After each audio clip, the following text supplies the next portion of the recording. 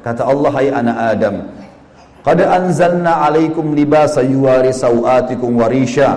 Sesungguhnya kami telah menurunkan kepada kalian pakaian untuk menutup aurat-aurat kalian, dan pakaian yang indah juga perhiasan-perhiasan.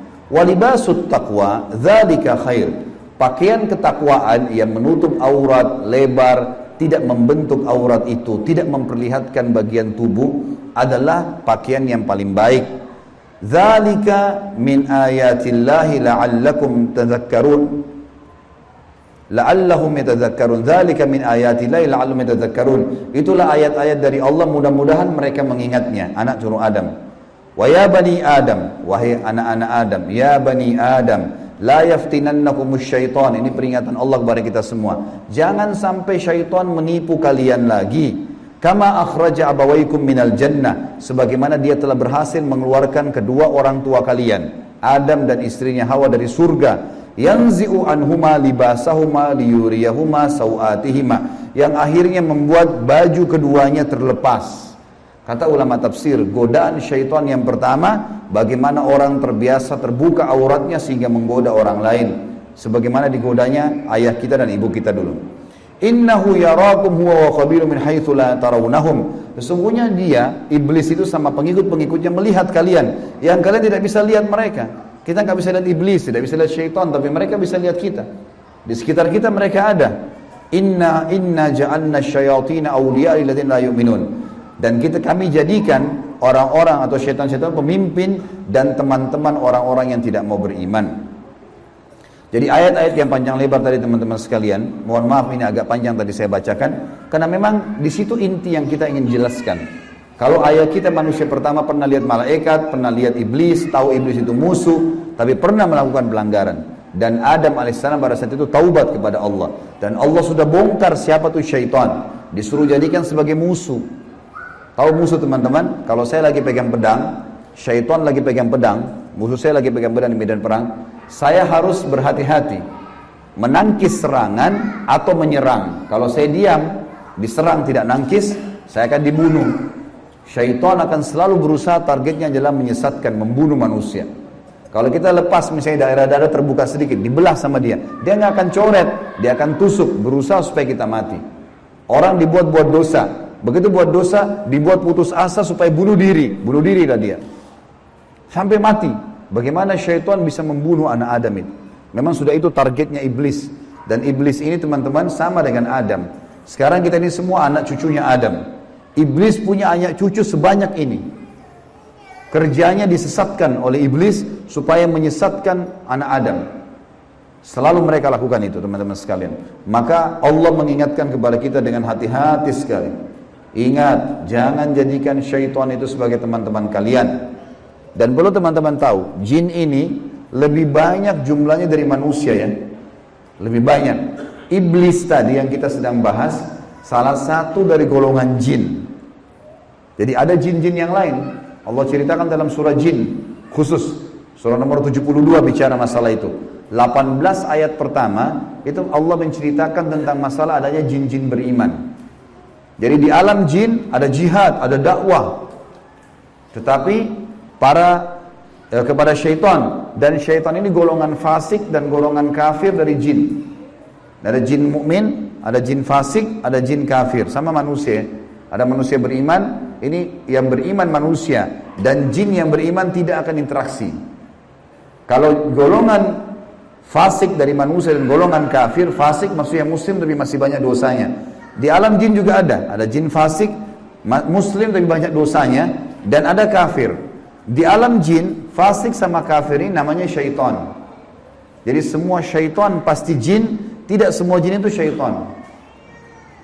Bisa ditangkap ini ya? Oke. Ini pemahamannya. Nah, syaitan ini dipimpin oleh iblis. Jadi iblis bukan raja jin, tapi raja syaitan.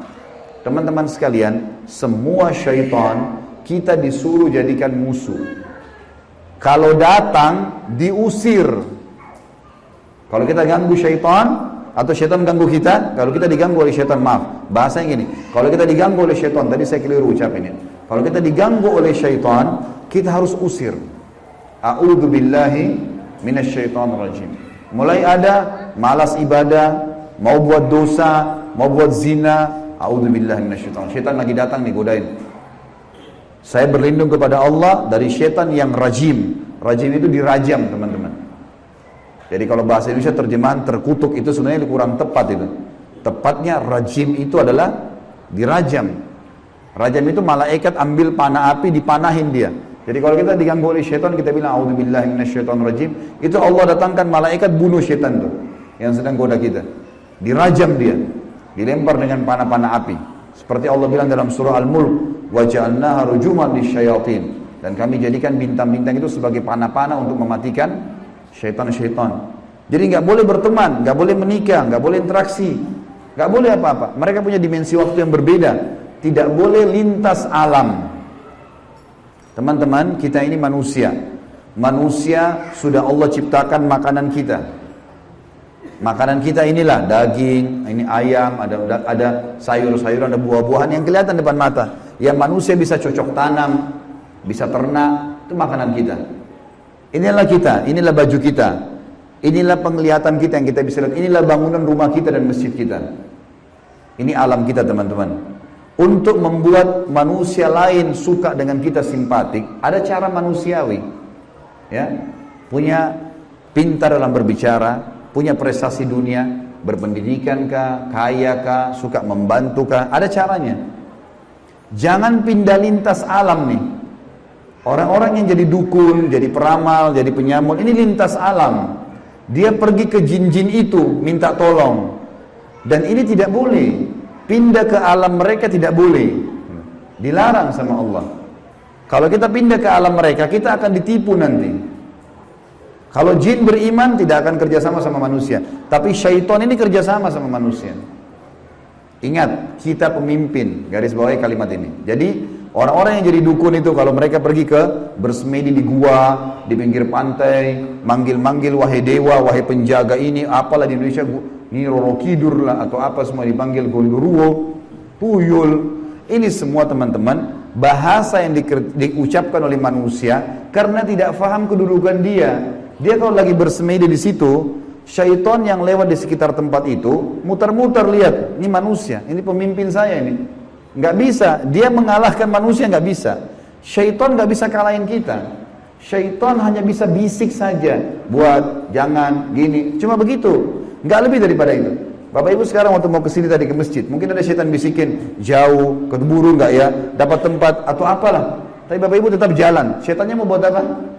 Gak bisa buat apa-apa, cuma bisa bisik. Jangan gini, gitu, segala macam. Cuma itu, manusia kalau bantah, gak bisa buat apa-apa dia. Gak bisa syaitan menjelma cekik kita, enggak, kamu harus berzina. Enggak. Syaitan cuma bisik, itu zina, itu perempuan, itu begini. Tapi kalau saya bilang enggak, saya gak mau. Terus syaitannya buat apa? Gak bisa buat apa-apa, lemah sekali. Allah bilang, inna kaidah syaitani kana dhaifa. Syaitan itu lemah sekali. Kalau ada manusia yang tidak faham tentang kedudukan mereka sebagai khalifah, ditipulah oleh syaitan itu. Sama tadi orang bersemedi itu. Sebenarnya teman-teman sekalian, di muka bumi ini, yang mengatur kadar udara, oksigen yang kita hirup, populasi manusia, populasi hewan-hewan, kadar panas, udara, api, air, segala macam, ini ada malaikat-malaikat. Teman-teman kalau mau baca surah Al-Ma'arij dan surah Al-Buruj, surah nomor 77 dan surah nomor 79. Di situ disebutkan panjang lebar tentang tugas-tugas malaikat. Jadi yang urus lautan, urus gunung, urus tumbuh-tumbuhan, semua ini malaikat, makhluknya Allah. Rukun iman kita yang kedua, kita harus yakin mereka ada. Nah, kalau ada manusia datang ke gua-gua ini, minta-minta, panggil syaitan, panggil dewa, panggil penjaga gua atau apa saja, syaitan di sekitar situ tadinya takut sama manusia ini. Makanya orang kalau bersemedi nggak pernah kurang dari 3 hari, 1 minggu, ada yang 1 bulan, ada yang bertahun-tahun bersemedi. Baru syaitannya keluarin suara tuh. Dilihat orang ini kok bodoh benar, duduk nggak makan, nggak minum. Iya, kamu mau apa? Saya mau ilmu kebal. Lihat, perhatikan syaitan tipu dia. Disuruh makan kotorannya sendiri, disuruh minum darah, disuruh ini, lintas alam lain nih. Manusia tidak mungkin mau minum darah. Fitrahnya kita nggak suka itu. Alam kita beda, kita nggak boleh makan itu memang. Allah buat kita nggak suka itu. Syaitan suka dengan bau-bau busuk, bau kotoran. Manusia nggak suka. Syaitan suruh manusia ini ikuti dia.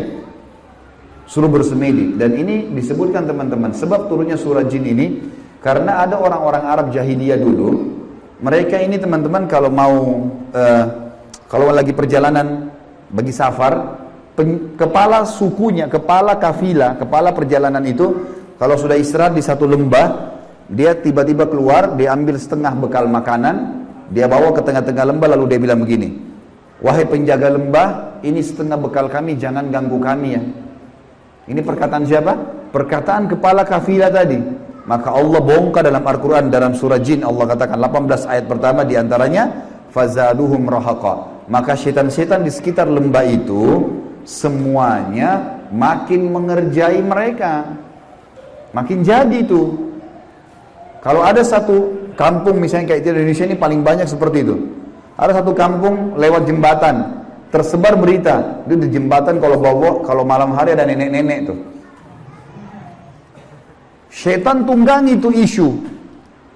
Kalau ada orang takut, makin jadi, makin kelihatan. Yang lihat hanya orang yang takut saja. Orang yang tidak takut tidak bakal lihat. Tidak bakal kelihatan.